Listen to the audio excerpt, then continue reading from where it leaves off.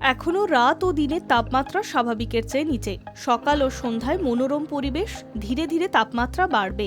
সোমবার থেকে দক্ষিণবঙ্গে উল্লেখযোগ্য পারদ উত্থান, আপাতত বাংলায় বৃষ্টির কোনো সম্ভাবনা নেই। শুক্র শনিবার নাগাদ উত্তরবঙ্গের ওপরের 2-3 জেলাতে হালকা বৃষ্টির সম্ভাবনা। আসাম ও দক্ষিণ পূর্ব বঙ্গোপসাগরে রয়েছে সক্রিয় ঘূর্ণাবর্ত। দক্ষিণবঙ্গে এখনো স্বাভাবিকের থেকে নিচে, দিন ও রাতের তাপমাত্রা। বুধবার থেকে লক্ষণীয় পারদ উত্থান। সপ্তাহের শেষে ফিরছে গরম। বৃহস্পতিবারের মধ্যে তাপমাত্রা 3 থেকে 5 ডিগ্রি সেলসিয়াস বাড়তে পারে বলে অনুমান আবহাওয়া বিজ্ঞানীদের। এই সপ্তাহে 35 ডিগ্রি সেলসিয়াস ছুঁতে পারে কলকাতার তাপমাত্রা। পশ্চিমবঙ্গের জেলায় 38 ডিগ্রি সেলসিয়াস পার হয়ে যেতে পারে তাপমাত্রা। আপাতত 4-5 দিন বৃষ্টির কোনো সম্ভাবনা নেই দক্ষিণবঙ্গে।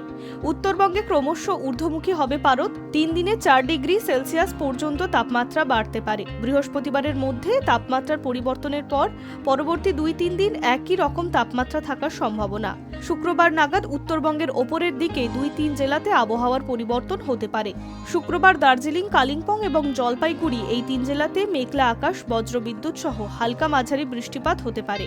কলকাতায় 48 ঘন্টায় সকাল সন্ধ্যায় মনোরম পরিবেশ, বেলা বাড়লে ধীরে ধীরে উষ্ণতা বাড়বে। পরিষ্কার আকাশ। বুধবারের মধ্যে তাপমাত্রা অনেকটা বাড়বে। আগামী 3 দিন 5 ডিগ্রি সেলসিয়াস তাপমাত্রা বাড়তে পারে। সর্বোচ্চ তাপমাত্রা শনিবারের মধ্যে 35 ডিগ্রি সেলসিয়াস ছুঁতে পারে কলকাতায়। কলকাতার তাপমান রাতের তাপমাত্রা 21.1 থেকে বেড়ে 23.7 ডিগ্রি। সোমবার দিনের সর্বোচ্চ তাপমাত্রা 29.4 থেকে বেড়ে 32.6 ডিগ্রি। মঙ্গলবার দিনের সর্বোচ্চ তাপমাত্রা আরও বেড়ে 34-এর ঘরে পৌঁছাবে। বাতাসে জলীয় বাষ্পের পরিমাণ বা আপেক্ষিক আর্দ্রতা 45 থেকে 93%। Hi news network.